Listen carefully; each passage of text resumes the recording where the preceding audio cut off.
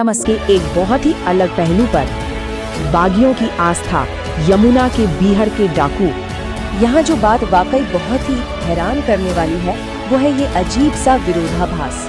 जरा इस बात की कल्पना कीजिए, एक तरफ तो यमुना के उन खतरनाक और भूल भुलैया जैसे बीहड़ों में रहने वाले खूंखार डाकुओं का खौफनाक जीवन था। उनका नाम सुनते ही पूरे इलाके में लोग थर थर कांपने लगते थे। ये वो समय था जब चंबल और यमुना के इन बीहड़ों में किसी कानून का नहीं बल्कि सिर्फ और सिर्फ बंदूकों का खौफ बोलता था। लेकिन दूसरी तरफ वही खूंखार और जानलेवा डाकू इस मंदिर की दहलीज पर आते ही बिल्कुल बदल जाते थे। वो यहाँ एक बेहद विनम्र और आम भक्त की तरह सिर झुकाते थे।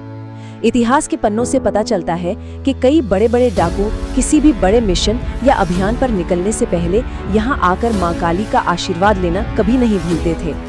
मतलब ये मंदिर उन बीहड़ों के हिंसक और अशांत माहौल में भी और अगर आप यहाँ नवरात्रि के पवित्र दिनों में आते हैं तब तो बात ही कुछ और है।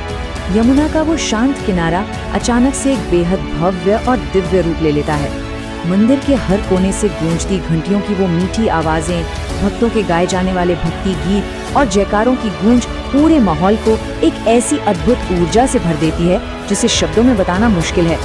रात के वक्त जब आप देखेंगे तो पूरे मंदिर और नदी के घाटों पर जगमगाती रोशनी एक ऐसा जादुई दृश्य पैदा करती है जो किसी के भी मन को गहरी शांति से भर दे।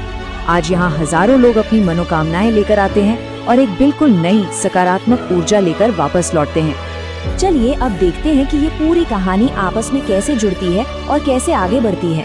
अगर हम इस टाइमलाइन को देखें तो शुरुआत होती है पौराणिक काल से, जहाँ माता सती की बांह गिरने से ये जगह एक जागृत शक्तिपीठ बनी। फिर जुड़ता है महाभारत का वो काल और अश्वत्थामा की वो रहस्यमयी अमर भक्ति जिसके बारे में कहा जाता है कि वो आज भी जारी है।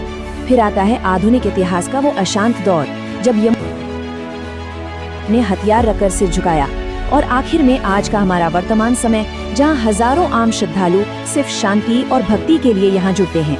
ये पूरी यात्रा हमें बताती है कि समय चाहे कितना भी क्यों ना बदला हो, इस जगह का वो आध्यात्मिक खिंचाव कभी कम नहीं हुआ।